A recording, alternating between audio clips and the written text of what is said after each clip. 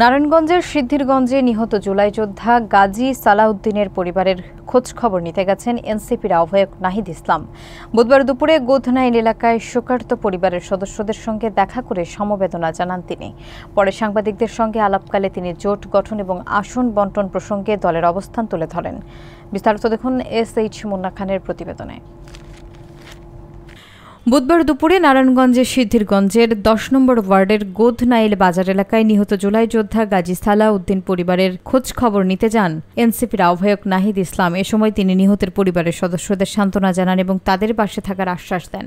পরে সাংবাদিকদের সঙ্গে আলাপকালে নাহিদ ইসলাম জানান, বিএনপি চেয়ারপারসন বেগম খালেদা জিয়া সহ শীর্ষ নেতৃবৃন্দের কিছু আসনে এনসিপি প্রার্থী দেবে, আর বাকি আসনগুলোতে এককভাবে প্রার্থী দেওয়ার প্রস্তুতি চলছে। তিনি বলেন, এখনও জোট গঠনের বিষয়ে কোনো সিদ্ধান্ত হয়নি। জুলাই গণ অভ্যুত্থানে আহত যোদ্ধাদের চিকিৎসার দায়িত্ব যথাযথভাবে পালন না করায় অনেকেই মৃত্যুর কোলে ঢলে পড়ছেন বলে তিনি মন্তব্য করেন। নাহিদ ইসলাম বলেন, গাজী সালাউদ্দিনের মতো অসংখ্য যোদ্ধা দেশ জুড়ে ছড়িয়ে আছেন, যাদের অবদান জাতি কখনো ভুলবে না। পরে তিনি গাজী সালাউদ্দিনের কবর জিয়ারত করেন। আহত স্কুল শিক্ষক গাজী সালাউদ্দিন 26 অক্টোবর চিকিৎসাধীন অবস্থায় মৃত্যুবরণ করেন। আজকে আমরা নারায়ণগঞ্জের সিদ্ধিরগঞ্জ এসেছি গাজী সালাউদ্দিন ভাইয়ের বাসায়। গাজী সালাউদ্দিন ভাই আমাদের জুলাই গণ অভ্যুত্থানের একজন অকুতোভয়ী সৈনিক ছিলেন। গণ অভ্যুত্থানে অংশগ্রহণের সময় গুলিতে আহত হন, তার গলায় একটি স্প্লিন্টার ছিল, তার চোখ ক্ষতিগ্রস্ত হয়েছিল এবং আহত অবস্থায় গণ অভ্যুত্থানের পরে এতগুলো দিন তাকে অতিবাহিত করতে হয়েছে এবং গত 26শে অক্টোবর তিনি ইন্তেকাল করেন। আমরা গাজী সালাউদ্দিন ভাইয়ের এই মৃত্যুতে গভীরভাবে শোকাহত।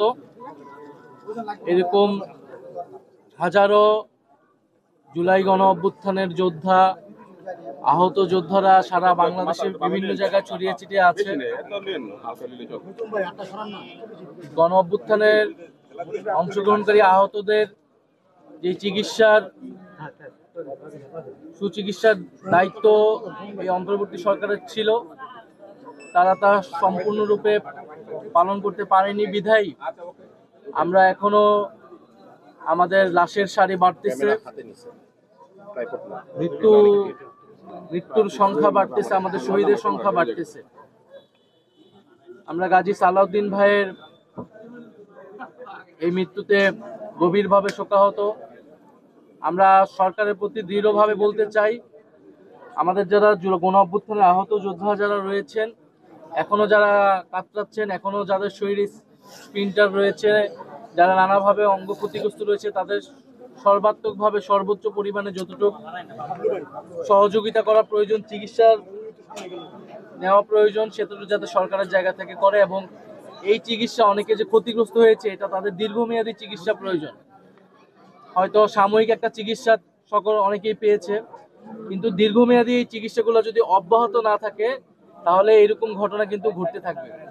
ফলে এখন আমরা নির্বাচনের ডামাডোলে যাতে আমাদের এই আহত ভাইদের কথা, আমাদের এই শহীদ পরিবারদের কথা ভুলে না যাই, না হলে আমাদের এই গাজী সালাউদ্দিন ভাইয়ের মতো এরকম অনেকেই কিন্তু মৃত্যুবরণ করতে থাকবে। ফলে এই যে তাদের স্বাস্থ্য সুবিধার কথা যেটা বলা হয়েছে, এইটা নিয়েও নানা অভিযোগ আছে এবং পরবর্তী নির্বাচিত সরকার যেই আসুক না কেন, আমাদের এই চিকিৎসা যাতে অব্যাহত থাকে, সেই কমিটমেন্টটা যাতে সবার প্রতি সবার জায়গা থেকে থাকে।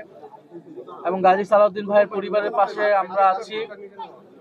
আমরা কর্তৃপক্ষের কাছেও সরকারের কাছেও আহ্বান জানাবো, তাদের পরিবারের দায়িত্ব যাতে রাষ্ট্র নেয়। ওনার 2টি সন্তান রয়েছে, ওনার স্ত্রী অসুস্থ এবং গাজী সালাউদ্দিন ভাই ওনার একটা কথা আমরা শুনতে পেয়েছি যে উনি মারা যাবার কয়েকদিন আগে কোন একটা রাজনৈতিক দলের নেতাকর্মীদের দ্বারা তিনি হেনস্থার শিকার হয়েছিলেন। ফলে এরকম জুলাই যোদ্ধারা যারা বাংলাদেশের বিভিন্ন অঞ্চলে রয়েছেন, তাদের এরকম রাজনৈতিক নিরাপত্তা সংকটও রয়েছে। জাতীয় নাগরিক পার্টির জায়গা থেকে আমরা সবসময় তাদের সর্বাত্মকভাবে পাশে আছি, কিন্তু সরকারকেও দায়িত্ব নিতে হবে এবং সকল রাজনৈতিক দলকেও এই দায়িত্ব নিতে হবে যাতে এই পরিবারগুলো, এই মানুষগুলো লড়াইয়ের ফলে, তাদের ক্ষতির শিকারের ফলে কিন্তু আমরা গণ অভ্যুত্থানে সফল হয়েছিলাম, আমরা ফ্যাসিবাদকে বিতাড়িত করতে পেরেছিলাম এবং বাংলাদেশকে নতুনভাবে বিনির্মাণের স্বপ্ন দেখতে পাচ্ছি। ফলে তাদের প্রতি সেই সম্মান, তাদের প্রতি যাতে সেই সহমর্মিতা আমাদের এবং সেই শ্রদ্ধা আমাদের সবসময় থাকে।